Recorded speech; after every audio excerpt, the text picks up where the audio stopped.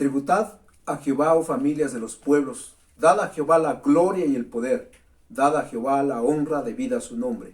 Traed ofrendas y venid a sus atrios, adorad a Jehová en la hermosura de la santidad, temed delante de él toda la tierra. En esta mañana les invitamos a unirse con nosotros a cantar himnos, y vamos a hacerlo al comenzar con el número 54, Buscad el reino de Dios.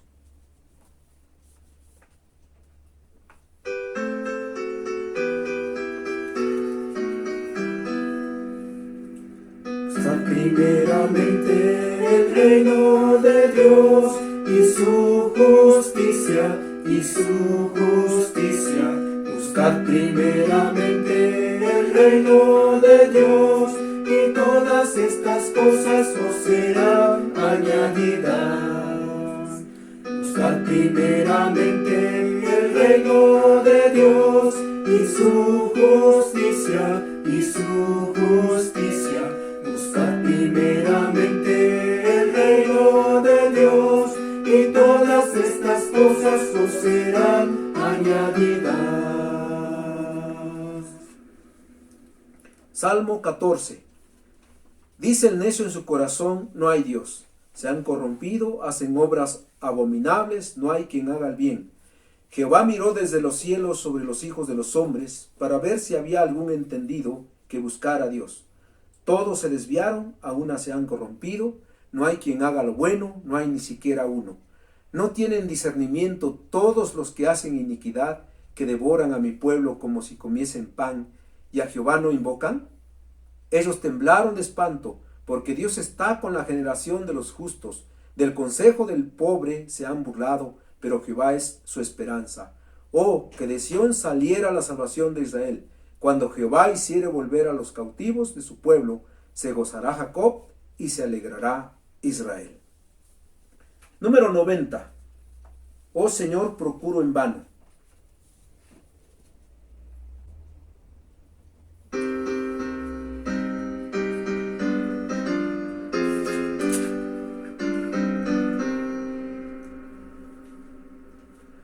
Oh Señor, procuro en vano mi conducta reformar, pues ningún poder humano santidad me puede dar. Es mi liga de pecado, diaria ofensa para ti, pero mi alma ha confiado en tu sangre carmesí.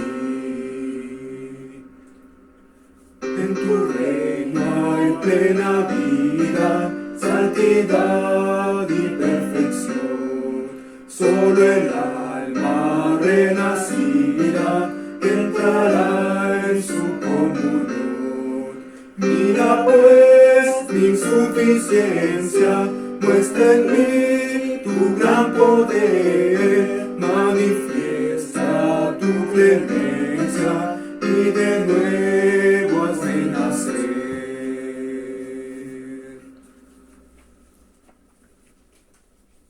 Ya estamos en el mes de la Reforma, el mes de octubre, y llamado mes de la Reforma porque las iglesias evangélicas históricas acostumbramos a trasladarnos a los siglos XV, XVI, XVII para ver a los grandes hombres que se levantaron en Europa para protestar los abusos del clero que se daban en su tiempo, ver las grandes doctrinas que se establecieron conforme a las Escrituras, las bases para una reforma del corazón humano, entre muchos otros temas que podemos meditar. Una vez que se dio el inicio de la reforma religiosa con Martín Lutero, el 31 de octubre de 1517, hace casi 503 años, surgió la necesidad de formular documentos para defender la fe, declaraciones doctrinales redescubiertas bajo el impacto de la palabra de Dios. Entre estos documentos se elaboraron los cánones de Dort, llamados también los 5 puntos del calvinismo, o doctrinas distintivas de la Iglesia Reformada. La Constitución General de la Iglesia Nacional Presbiteriana, AR, Libro de Gobierno, anota en su artículo 24 lo siguiente: los símbolos doctrinales adoptados por la Iglesia Nacional Presbiteriana de México y que contienen su sistema de doctrina son, pero cito este libro que les recomiendo mucho porque sigue el mismo orden: símbolos doctrinales de la Iglesia, credos, confesiones y catecismos de la Iglesia Nacional Presbiteriana de México. Al mencionar aquí los símbolos doctrinales, se encuentra el mismo orden que en la Constitución de la Iglesia Nacional Presbiteriana. Primero, los credos: apostólico, niceno, atanasiano y de Calcedonia. Credos que se encuentran al inicio de nuestro himnario, Solo a Dios la gloria, el cual usamos para cantar al Señor.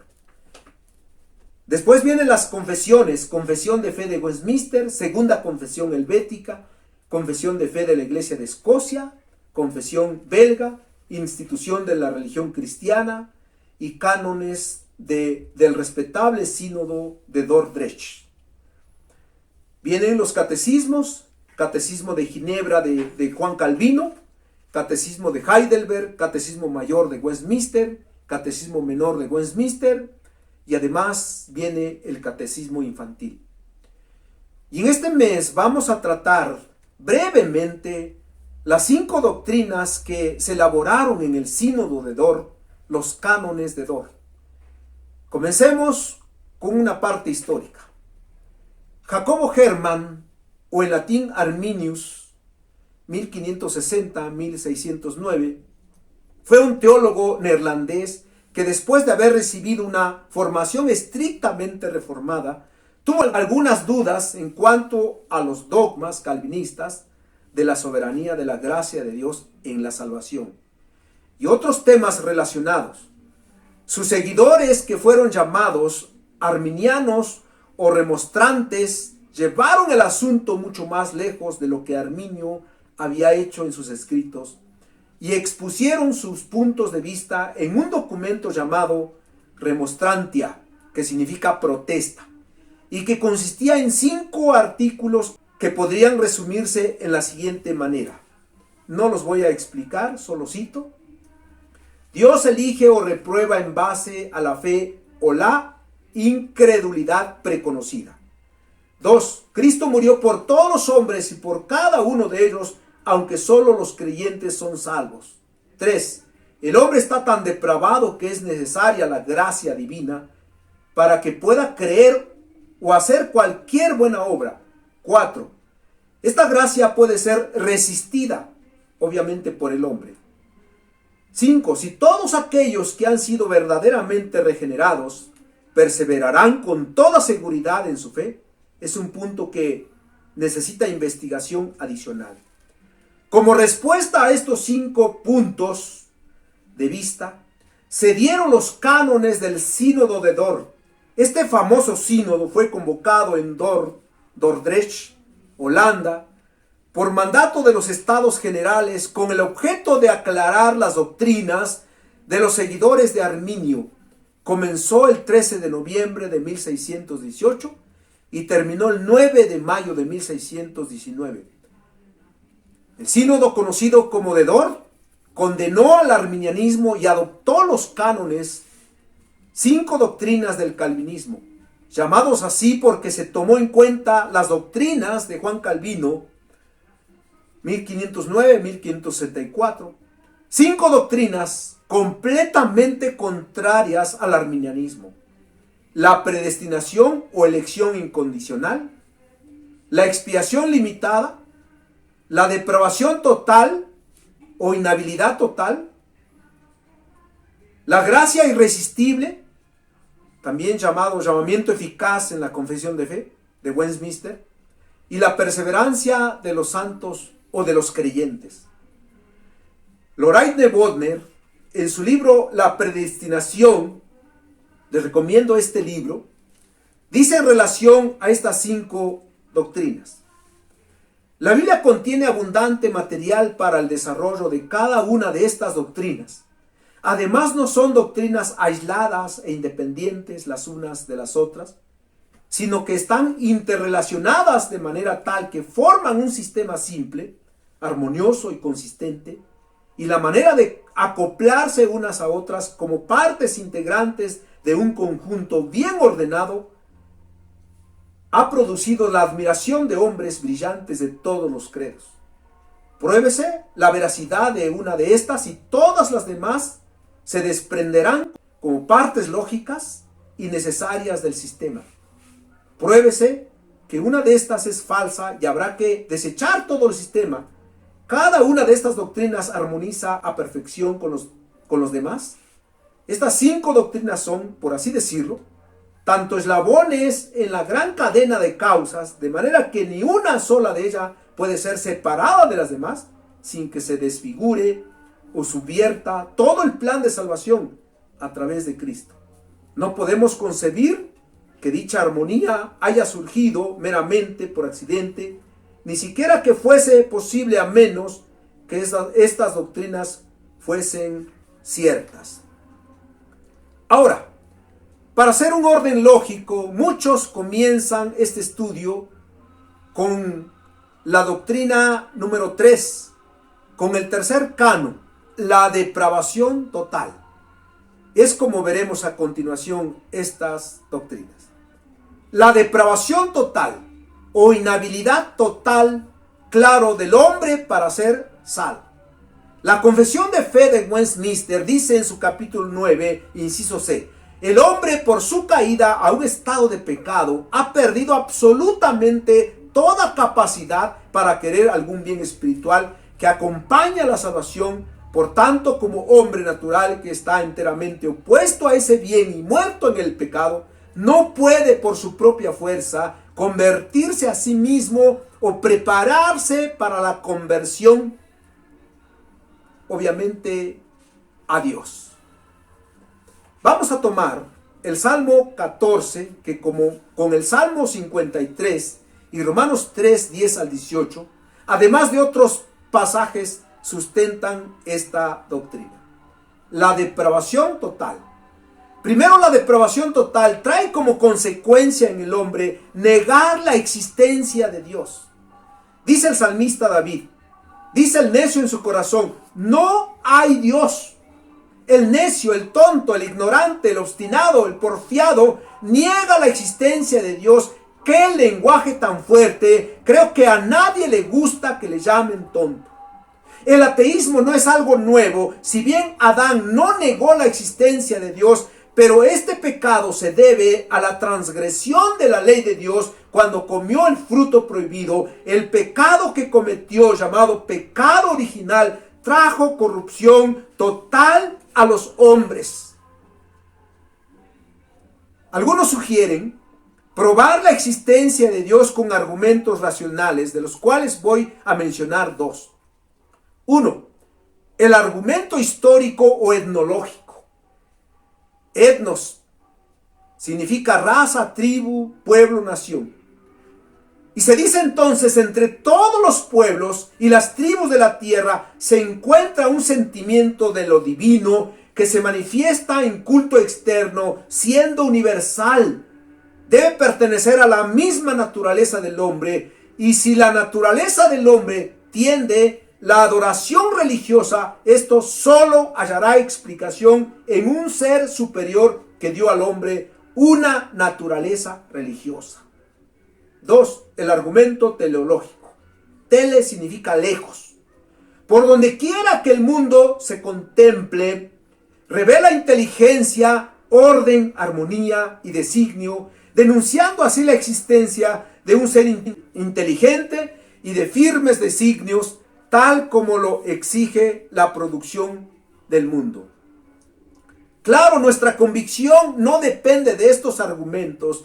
Tienen valor para creer en un ser divino, pueden servirnos para hacer frente al adversario, pero no pueden probar la existencia de Dios. Así que el hombre pide pruebas tangibles y se debe a la naturaleza de su corazón, que está en total depravación. La depravación total sustenta también la universalidad del pecado. Se han corrompido, hacen obras abominables, no hay quien haga el bien. Jehová miró desde los cielos sobre los hijos de los hombres para ver si había algún entendido que buscara a Dios. Todos se desviaron, a una se han corrompido. No hay quien haga lo bueno, no hay ni siquiera uno. La universalidad del pecado. El problema del origen del mal en el hombre fue considerado y lo sigue en parte como uno de los problemas más profundos de la filosofía, y los filósofos se vieron constreñidos a encarar el problema y a buscar una respuesta a la pregunta respecto al origen de todo el mal. Para algunos, el mal, siendo una parte de la vida misma, es una constitución natural de las cosas. Para otros el mal tuvo un principio eterno, así que el hombre no es culpable de su debilidad. Para los filósofos griegos, el mal solo estaba en la materia y no en el espíritu. El pecado, según la Biblia, tuvo su origen en el Edén, cuando Eva y Adán desobedecieron a Dios comiendo del árbol de la ciencia del bien y del mal. Y si ellos son el tronco de la raza humana, si de ellos venimos todos los humanos, entonces nos heredaron el pecado. Dice Salomón en Eclesiastés 7:20, ciertamente no hay hombre justo en la tierra que haga el bien y nunca peque. San Pablo, quien va a desarrollar la doctrina del pecado, dice en su carta a los Romanos 3:23, por cuanto todos pecaron y están destituidos de la gloria de Dios. Y en Romanos 5:12, por tanto, como el pecado entró en el mundo por un hombre y por el pecado la muerte, así la muerte pasó a todos los hombres por cuanto todos pecaron. Incluso todos los grupos religiosos y la misma filosofía atestiguan la presencia del mal en el corazón humano. Por ejemplo, las religiones dan testimonio de un conocimiento universal del pecado y de la necesidad de reconciliación con un ser supremo. Los altares bañados con sangre de los sacrificios de niños muy queridos en la religión de los fenicios aportan en conjunto al conocimiento del pecado. Los sacrificios de jóvenes para aplacar la ira de los dioses de nuestros antepasados dan testimonio de una conciencia pecadora. Los primitivos filósofos griegos ya se encontraban luchando con el problema del mal moral, y desde entonces ningún filósofo de renombre ha sido capaz de ignorarlo. Hay entonces un sentimiento general, una voz universal de la conciencia que testifica respecto a que el hombre no es perfecto, y la Biblia enseña la universalidad del pecado. Ahora, en estos versículos vemos ejemplos de la depravación total del hombre. Dice la Biblia, versículo 4, ¿no tienen discernimiento todos los que hacen iniquidad, que devoran a mi pueblo como si comiesen pan, y a Jehová no invocan? Ellos temblaron de espanto porque Dios está con la generación de los justos. Del consejo del pobre se han burlado, pero Jehová es su esperanza. Oh, que de Sión saliera la salvación de Israel. Cuando Jehová hiciera volver a los cautivos de su pueblo, se gozará Jacob y se alegrará Israel. Ejemplos de la depravación total del hombre. Dice, se han corrompido, no hay quien haga el bien, devoran a mi pueblo, a Jehová no invocan, temblaron de espanto, se burlan del consejo del pobre. Cuando menos 6 ejemplos que nos ilustran la maldad del hombre en su corazón. Es que el pecado es uno de los más tristes fenómenos de la vida humana. El pecado es una parte de la experiencia común del hombre. Día a día, momento a momento, en cualquier circunstancia de la vida, estamos pecando delante de Dios. Algunos podrán argumentar en la bondad del hombre y hablar bien poniendo en alto su nombre por sus obras, pero a medida que vayan abriendo los ojos a través de las Escrituras, se llevarán una gran desilusión. Aquellos que no han tenido un encuentro con Dios pueden amar a sus familiares, ser buenos ciudadanos, donar 1 millón de pesos para construir un hospital donde se atienda a los enfermos de coronavirus. Pueden adoptar un niño que vive en la calle y darle una excelente formación en la vida. Pueden obrar con justicia e inteligencia ante un problema legal. Pueden hacer muchas cosas buenas. Ellos mismos se cuidan evitando ingerir alcohol o drogas para estar bien de su cuerpo. Si son borrachos, dejan de hacerlo por prescripción médica para no seguir afectando su salud y a su familia. Todavía más, hay hombres religiosos, devotos y celosos de sus creencias, como lo fue Saulo de Tarso, pero si no han entregado su vida a Cristo, están lejos de Dios. De otra manera no tendría ningún valor la muerte y resurrección del Hijo de Dios, de ser salvos por obras. Nuestras buenas obras no nos salvan. Aún el hombre bueno moral, bueno delante de los demás, está reprobado, porque ninguno puede hacer un bien espiritual, un bien delante de Dios, si no ha nacido de nuevo en Cristo Jesús. La depravación total del hombre, una doctrina bíblica que nos habla de la desgracia del ser humano que no puede por sí mismo llegar a Dios, fue una doctrina en los cánones de Dort. Para esto vino el Hijo de Dios, para salvarnos del pecado y de la condenación eterna. Dios tiene la solución a nuestro problema. Por eso dice David, porque Dios está con la generación de los justos, en el versículo 5. Los justos son aquellos que han justificado o han sido justificados a través de la obra de Jesucristo.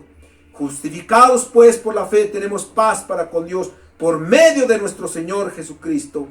Pero Jehová es su esperanza, dice el versículo 6. Dios es nuestra esperanza de hacernos libres del pecado. Oh, que de Sión saliera la salvación de Israel. Cuando Jehová hiciera volver a los cautivos de su pueblo, se gozará Jacob y se alegrará Israel, dice el versículo 7.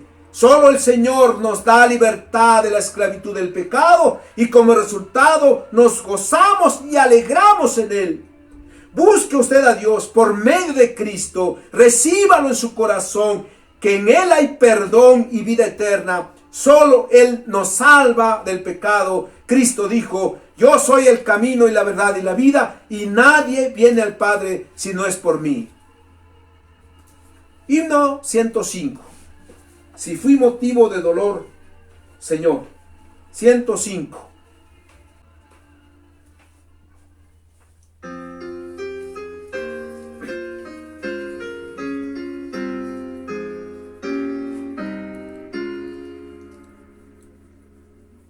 Si fui motivo de dolor, Señor, si por mi causa el débil tropezó, si en tus caminos yo no quise andar, perdón, Señor. Si vana y fútil mi palabra fue, si el que sufría en su dolor dejé, no me condenes tú por mi maldad, perdón, Señor. Si por la vida quise andar en paz, tranquilo, libre, sin luchar por ti, cuando anhelabas verme en la lid, perdón, Señor. Escucha, oh Dios, mi pobre confesión, y líbrame de tentación sutil. Preserva siempre mi alma en tu redil. Amén, amén.